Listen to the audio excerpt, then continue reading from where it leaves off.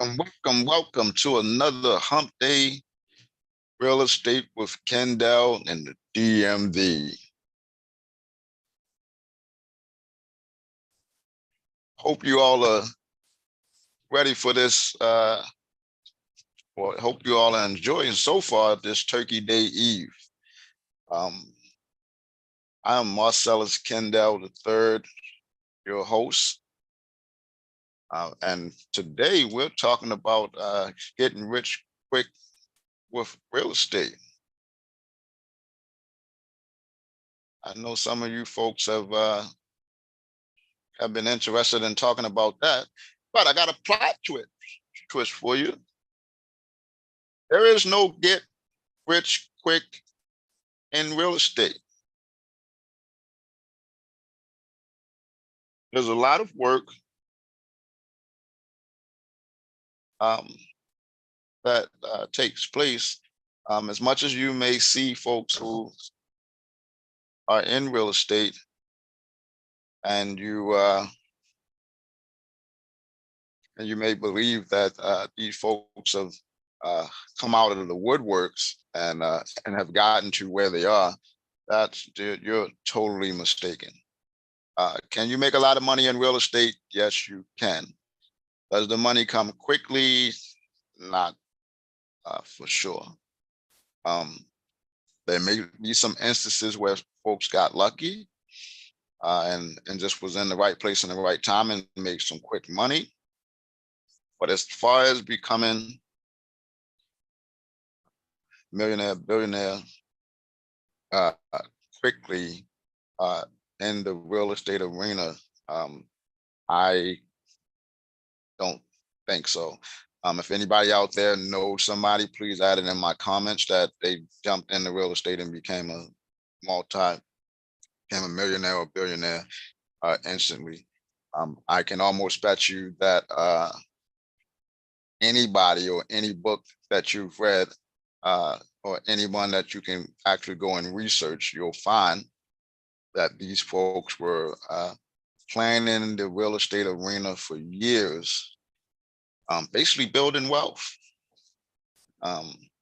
Probably also, supporting their family off the income, but it wasn't. I can almost bet it wasn't mainstream about becoming rich in real estate, especially not quickly. One of the things you have to do is you have to learn what real estate is out there for you to be in, for you to dive into that. You can help some folks, because the main thing that you're actually doing when you get into real estate is actually you're doing problem solving. What problem does someone have that you can help them solve quickly, that would actually end up possibly making you a profit because you were a middle person, third party, to bring the buyer and seller together, or to actually get a transaction done. And so what we're going to talk about tonight on Turkey Eve, so I can have people talking about me, hopefully this while at Thanksgiving dinner, maybe. What are some of the things, not that you can get rich quick, as the title may say, but what are some of the things that you can do in the real estate arena to actually start to gain some wealth, and grow some wealth, and grow your net worth, and or make some additional income. One of the things I don't hear too many people talking about is, let's say, raw land. Raw land is, you can't do a whole lot with raw land, but you can purchase raw land and improve and add value to it in order to be able to sell or be able to gain wealth by owning land. One of the things that there's some folks out in California that has a land banking business, where I don't know the full everything in regards to that. But these folks are going around and uh, uh, one of my mentors, Rick Silver, and his wife Marcella, are actually out there um, in land banking, and they're teaching people how to go and find land, and then they're doing their thing with land. Another thing what that has to do with land is farm investing. As part of land, the products that are made on the land can be used to make a profit. Um, the next thing is water, minerals, oil, gas rights. Some people invest in the raw land. This is the right to use the minerals or water, oil, and gas on a property. Can be sold. You can invest in those things. These are a few things that that can actually be done. That probably a lot of people don't talk about. These other additional arenas that you can get into in real estate. Single family homes. This is the most one everybody knows about. Even buying and holding, flipping, or uh, selling single family home. The next one most folks probably know about as well. That's big on the list to make money in the real estate arena. Duplexes, triplexes, and quads. Um, I'm not that big on the duplexes these days. Um, I guess a duplex might be decent for someone who wants to buy a duplex and live in one unit and rent the other unit out, and they can withstand having the tenants either beside them or up or below them, and maybe that tenant might pay for that the mortgage, and you don't have any mortgage. I like the triplexes are maybe a little better because, hey, now if you go in and you rent one unit out, uh, one of the units may pay for your mortgage, the other one also may help offset the other expenses in the home, and also maybe give you some income. But if you go to quads, that's even better. Same thing, uh, large apartments. I know folks out there think Grant Cardone is enlisting folks. If anybody knows about Grant Cardone, he's enlisting folks to come and invest with him. And if accredited and non-accredited folks can actually go and team up with him and put money on the large apartment buildings that he invests in. I think most of it's largely in the Florida area, I believe now. Um, Large commercial offices. So you can rent these office space out for businesses, or like today now, a lot of office space and commercial strip mall retail uh, storefronts are actually being used for folks are actually putting daycares in them. They're actually using them for halls to have birthday parties, weddings, etc. So that's one day. That's one way that it can actually be used. Industrial properties, manufacturing, warehouse, and distribution. If you end up having enough money to buy industrial property, and Amazon decides to come in your town, and you're the prime location and have the square footage that you might get have Amazon as your client. Mobile homes are considered to be an inexpensive way to possibly experience significant cash flow with buying mobile home units and renting them out. Mostly mobile homes I've seen in certain areas of Maryland. I've seen them, and I don't really follow them that much, but I've seen them as cheap as 35,000. But I did see where the ground rent on the land that you put the mobile home on could be up with $600-700 a month just for the ground rent that you pay. RV parks. If you're able to find a piece of land that folks that have RV can come and park their RVs, you can rent that space out to those folks. I've actually seen quite a few areas where folks are really just buying these spaces of land. You have a bunch of folks that have dump trucks, um, tractor trailers, and when they're sitting overnight, tow trucks. Some people, the tow truck drivers or the companies that when they repo cars and or if they tow your car, they need somewhere to store it until the person comes and actually gets that pay to get that out of that storage. Folks are leasing spaces like that. Notes. I haven't heard folks talk that much about mortgage notes in the recent years. That was very big for some years, and probably should be. Folks should sell the mortgage notes. For instance, on that, let's say for instance I went into Baltimore City, and there was a family with maybe a distressed situation, and I say, well, look, they want $100,000 for the property, but I don't have 100,000 cash, and I would probably need financing for that. We can go to them and say, well, look, let's structure. I can give you $20,000, and let's structure a mortgage note for the other 80,000. The beauty with that is that that homeowner becomes like the bank.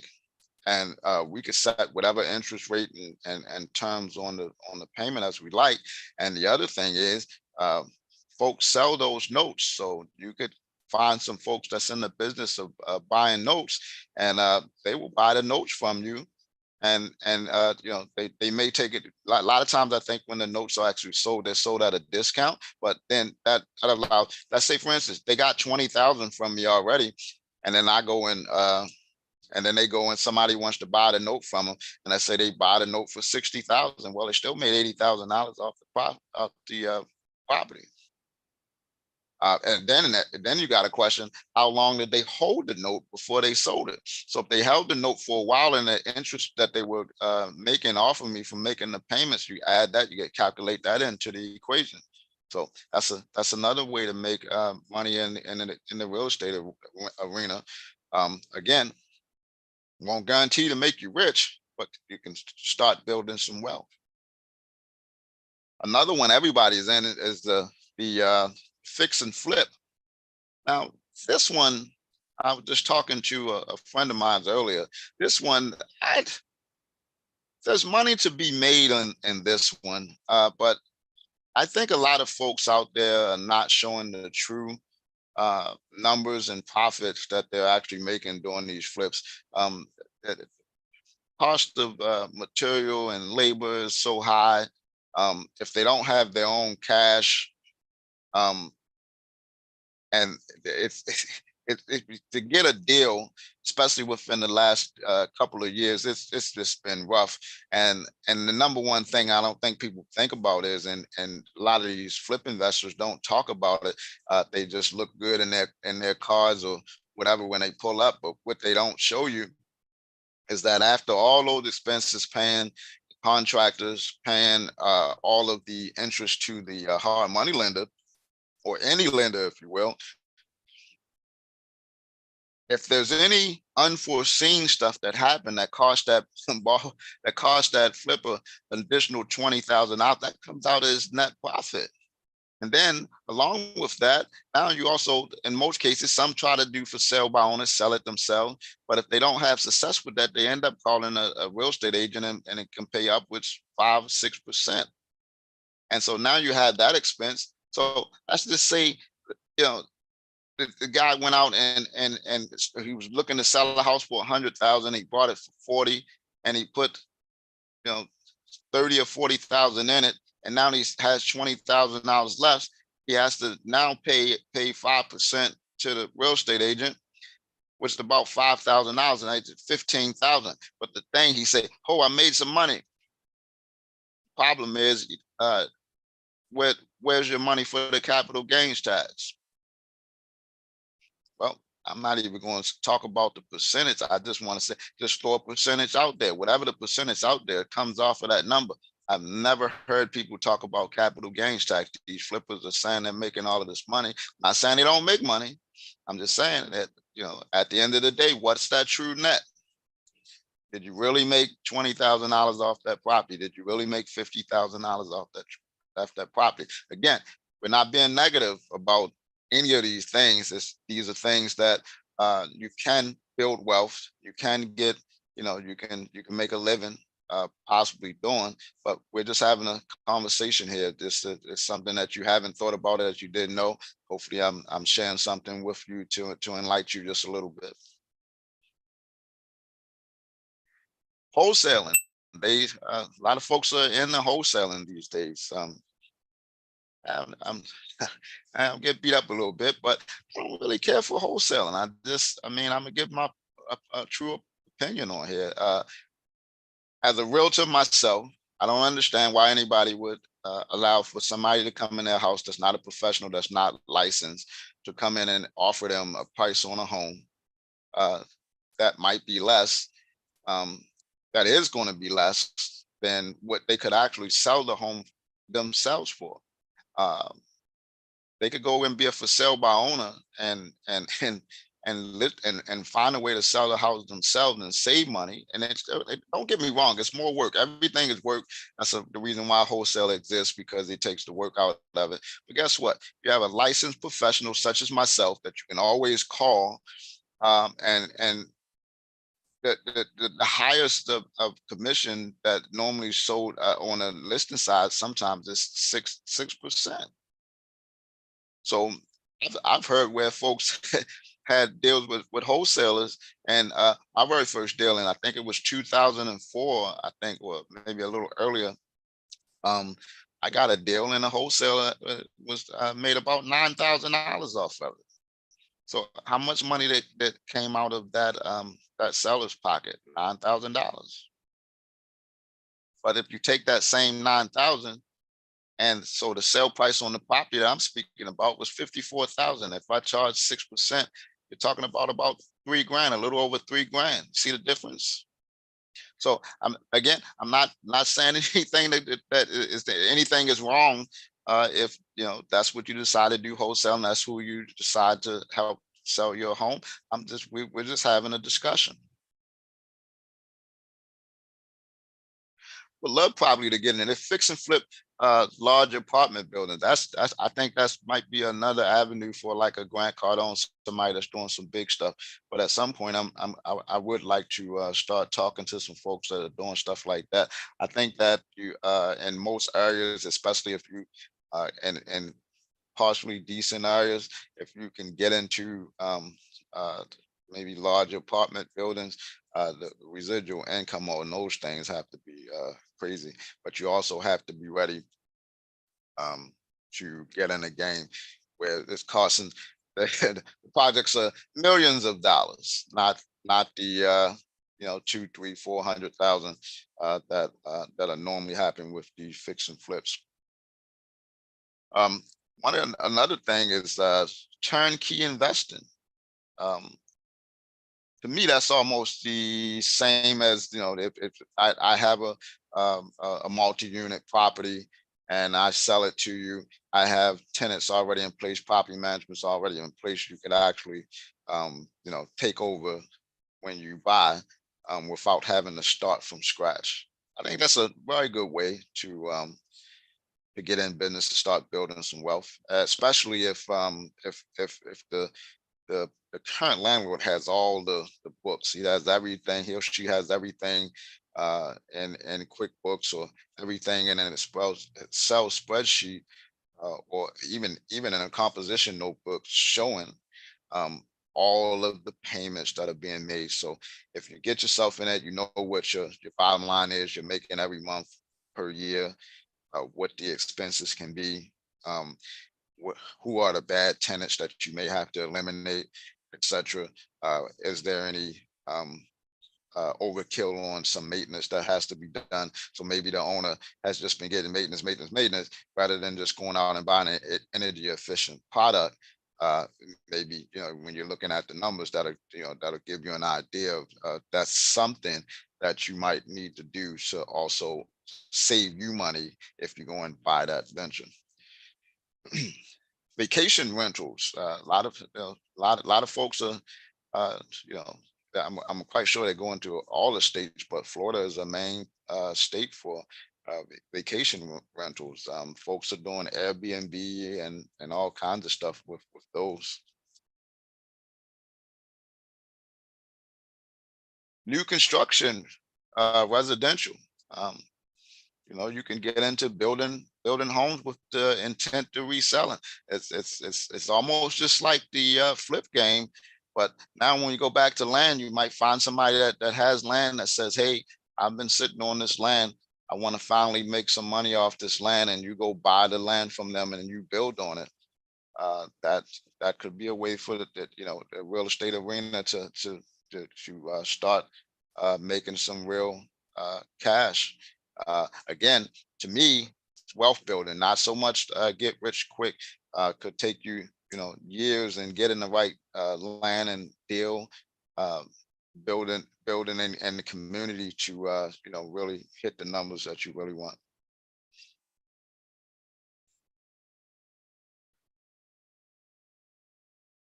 What is this lease option? So I'm thinking this one, it says lease option sandwich. So let's see what it. So by leasing with the legal option to purchase the property at a specified price within a specified time period. Now I've seen some of these. Actually, I helped someone do something similar to this years ago. It didn't go according to plan, but I'll tell you what a person has to watch out for is, and it's a lot of this going on in residential real estate, especially.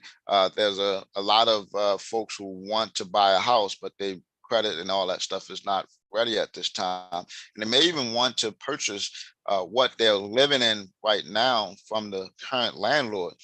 But you have to be careful, because with these type of loans, it become, well, with this type of situation, it becomes that in order to protect themselves, the person that creates the lease will normally ask for X amount of money from the leasee. And what happens is that what you have to understand is that you did not buy this home yet. You bought into the lease, which is the same lease, just like when you were renting before, but there's an uh, added situation in the contract. And that situation is what, that in 24 months or whatever, after you get your credit built up and you get some cash built up, and even it may even have in there that every month your rent is a little higher, so that the leaser could actually take some money out to put aside for your down payment. But what you need to know about that is point blank, if you default on the terms of the lease, all of that money goes to that leaser. You don't get it back. So you go to court and you try to say, well, I gave him all this money so I can to buy the place. All of that go out the door, because what you don't realize is you've reached your contract by not paying the bill every month. So be very, very, very careful with that. There's some folks out here doing subject to. This subject to is very tricky, because if I have a loan on a property, and I'll allow you to come in to do subject to, what can happen is that if the lender finds out about that, because now I'm giving you something in writing saying that you actually have ownership of the property subject to the existing loan, there's a due on sales clause normally in the loan package that you get.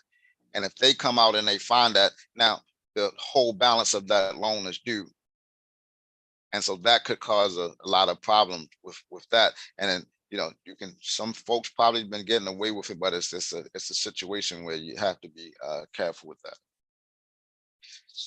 For sale by owners, we talked about them. Those are the folks that they think they got it all. They know it all. They got the information. They know they can sell their homes themselves. But I tell you what, you for sale by owner folks, look at the statistics. I don't have them in front of me, but I think they say something crazy like I'm just going to throw a number out there. 85% of for sale by owners end up selling with an agent, or at least getting help.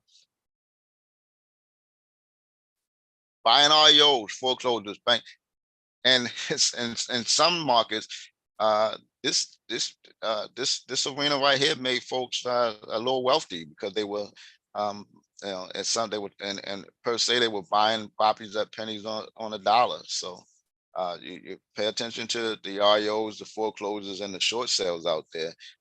These are arenas where you can actually you can get some good deals and looking at those properties, and basically especially when you get to pre-foreclosures, you're helping some folks out. The homeowner can no longer afford the mortgage. The lender does not want the property back.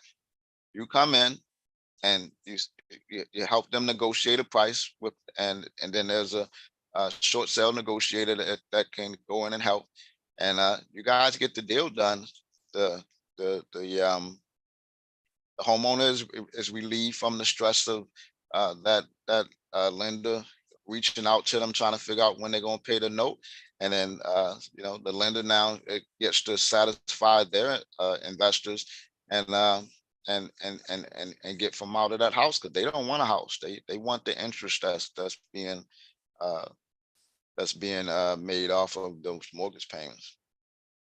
Another big one, tax lien sales. People are every, what is it, March or May, somewhere around that time, um, they start doing tax liens, and that's something that folks have been able to. One of the things I know about tax liens, a little bit that I know, is that if you win the bid and you pay somebody's taxes, I think it's like 30% or something like that that you make on your money. That now that I think it's monthly, that uh homeowner is now owed you. And most people get in a tax lien because they want the property. But hey, if you can make 30% on your money, come on now, what bank do you get that at? But today, this is what I wanted to bring to you guys on Thanksgiving, give you guys something to think about, because we're thankful, and hopefully you're thankful to be able to tomorrow to enjoy Thanksgiving with your family and all. But one thing that you might want to bring up to them is talk to them about building wealth. And and to be honest with you, I think if I'm correct, that's where I started my real estate journey. I was at my grandmother's house. It probably was the day after Thanksgiving, and I was there with my cousin Chuck, and he started telling us about the real estate investing that him and his partners were doing. And at that time, I was looking for a business to get into. And man, I'm telling you, it's been over 20 years that I've been into this real estate thing since then. Because, and even before then, I was kind of in it because another story, a best buddy of mine, his dad, Pop Rich, he had us going in houses and showing us how to hang sheetrock and paint and stuff early on at an early young age. So I really got into houses really, really, really early. And it's just something that can help you build wealth. I purchased my first home at 21. So folks, if you enjoyed any of this information, please like, share, subscribe to my channel. Every week, Hump Day Real Estate will come on, and we will share real estate information from whatever sources we can get them from, that it has some benefit on you and folks around you about the real estate arena. Well, I appreciate you if you're chiming in, whether it's live or later on if you watch the video. But please, once again, can you please like and share? So, because I want to get this information to you as often as I can. Appreciate you again. Enjoy your Turkey Day tomorrow. Talk to you soon.